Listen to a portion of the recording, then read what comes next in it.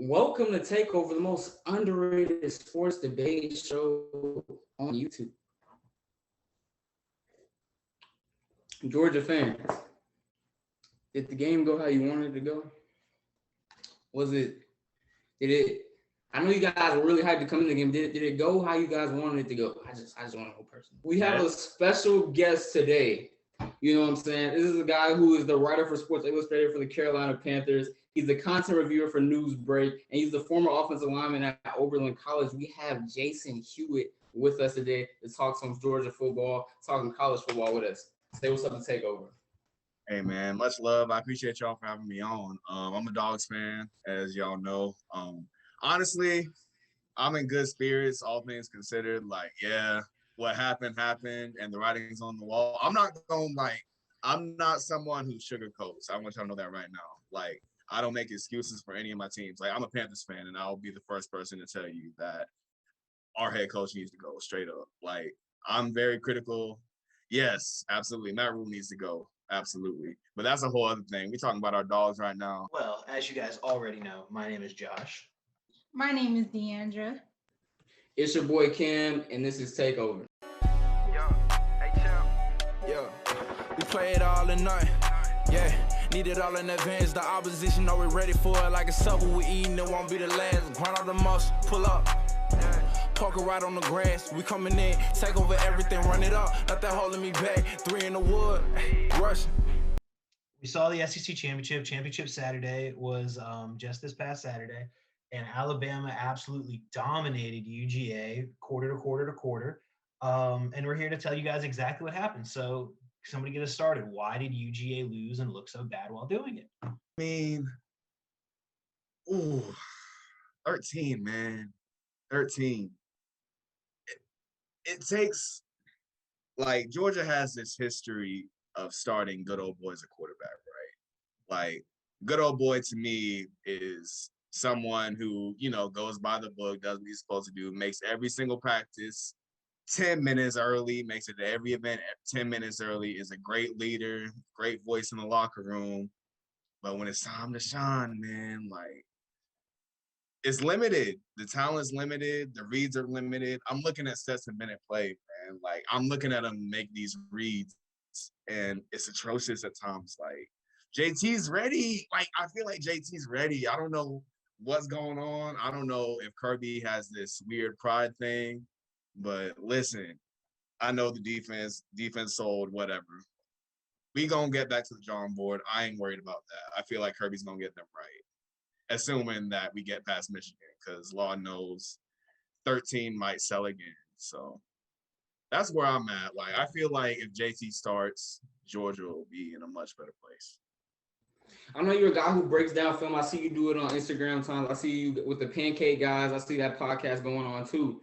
What did Alabama do to be able to pick up Georgia's defensive line? Because it looked like Alabama was struggling over the past few weeks to protect Bryce Young, but it seemed like they couldn't touch him last Saturday. What did that offensive line do, in your opinion?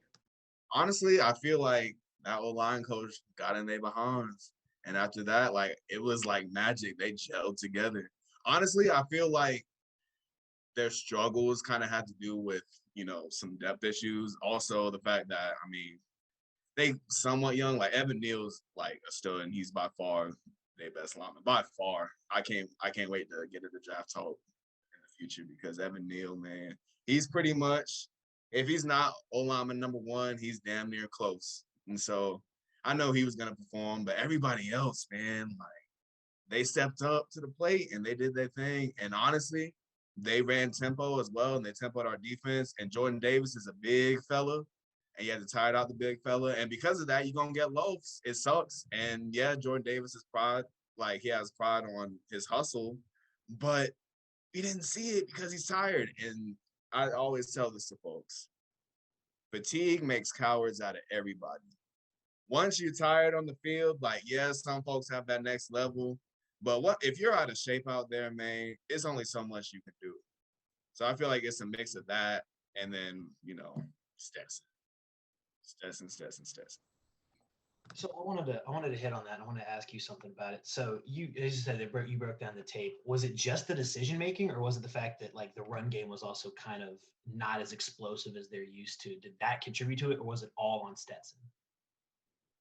I mean, that's a good question. I appreciate that. So I know Georgia likes to establish the run game. Like that's bread and butter, like RBU straight up. Mm-hmm. So listen, man, listen.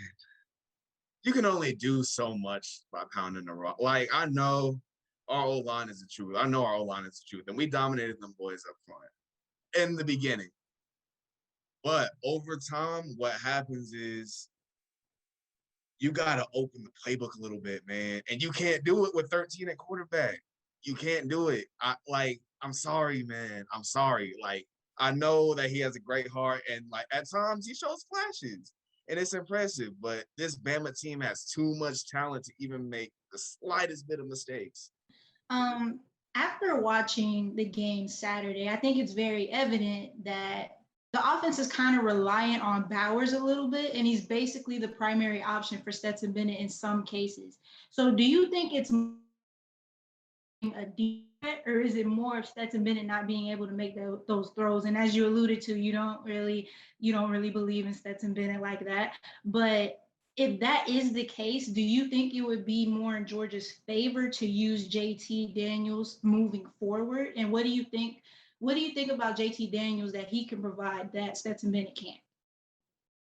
Amazing question. Lord, y'all hard hitters with it. I love it. So I don't believe in him. I don't believe in Stetson Bennett. I'll just say it off rip. I wanted him out after the Florida game.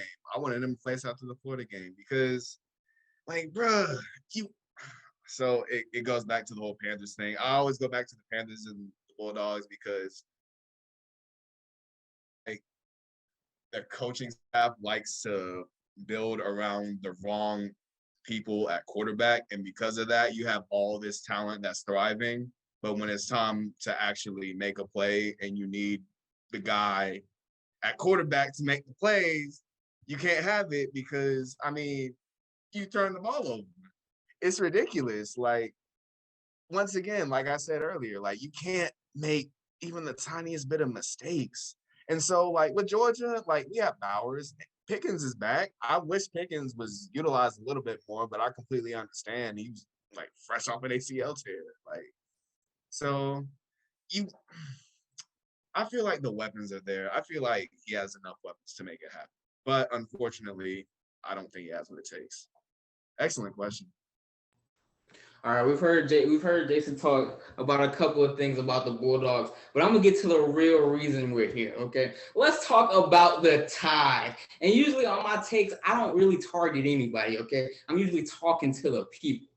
But Josh, the things you and the media have for me, you said your score prediction was Georgia 24, Alabama 7. That's what you texted me. You also texted me, I'd say so. Quote unquote, this is from Josh. This is a text message.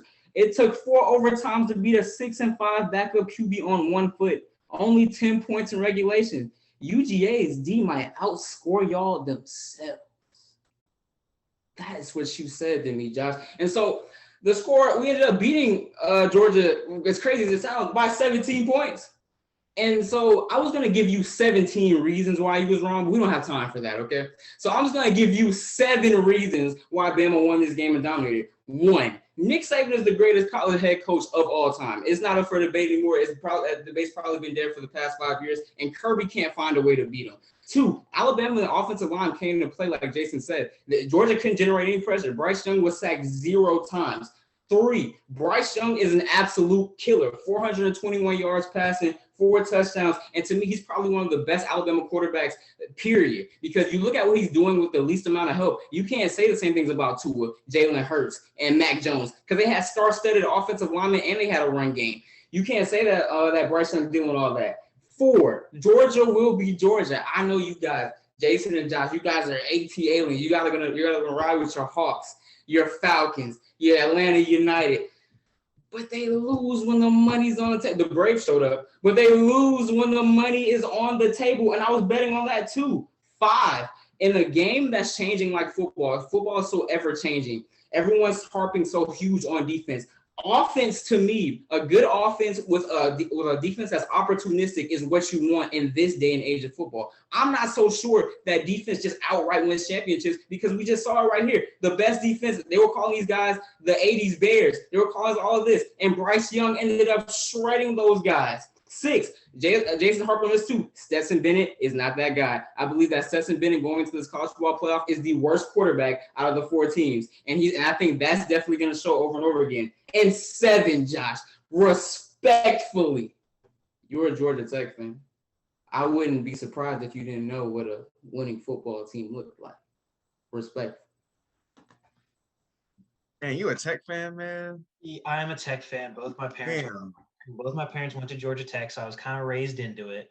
Okay. And I don't want to throw shots at anybody, but Georgia Tech's most recent NCAA championship did come before UGA's most recent. Yeah, 1991. Yeah, were you alive, bro? Were you alive? I was not alive, absolutely not. And listen, we're a sorry mess right now. I'm not going to deny it. I have no place to talk. But I do have a place because I've been doing the show for 2 years. I can look at the game and I can tell you what I see. So first of all, this whole idea of Stetson Bennett, I don't think that Stetson Bennett is necessarily the problem. I see what y'all are saying. I get the whole, he's not that guy. He's not the guy that you put a game on his shoulders. Absolutely. And that's not his role. That's never been his role. His role was always to do what he needed to do, make the right play, make the smart play, do enough to where he can move the ball down the field. Any other of UGA's games, 24 points means that UGA wins by 17. So in the end, they performed exactly where I thought they were going to. I predicted the score would be 24-7. I thought UGA was going to put up 24 points. I didn't think that Stetson Bennett was going to do anything there. The biggest problem was UGA's defense apparently just didn't board the bus or didn't show up and do what they needed to do. If you look at, I'm a numbers guy.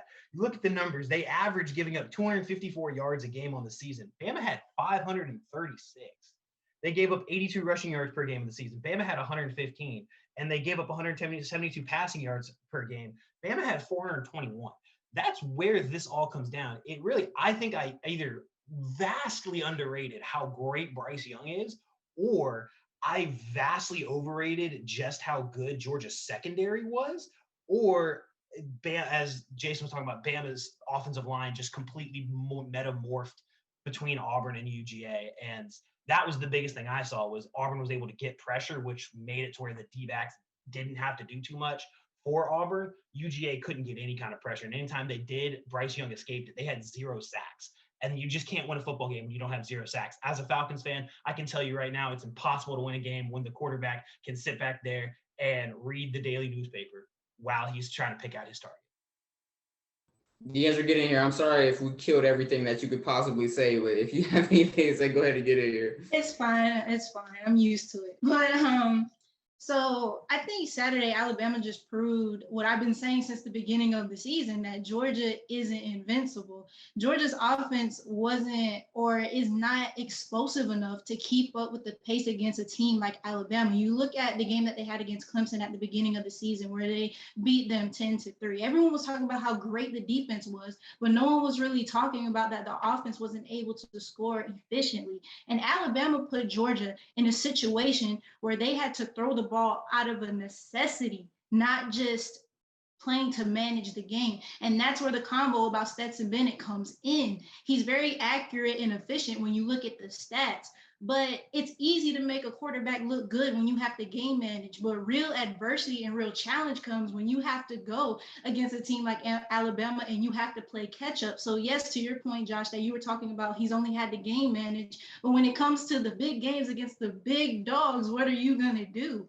I really don't think people thought of the difference at the quarterback position before this game. When you look at Bryce Young and you look at Stetson Bennett, look at, like you said, the stats, Cameron, he was 26 for 44, 421 yards and 4 touchdowns and 0 interceptions compared to Stetson Bennett's 2 interceptions, especially when he threw it at a situation where he had a chance to score. And then you're thinking about Georgia's front seven. This was the front seven that everyone was bragging about how great they were, but they couldn't slow down Bryce Young.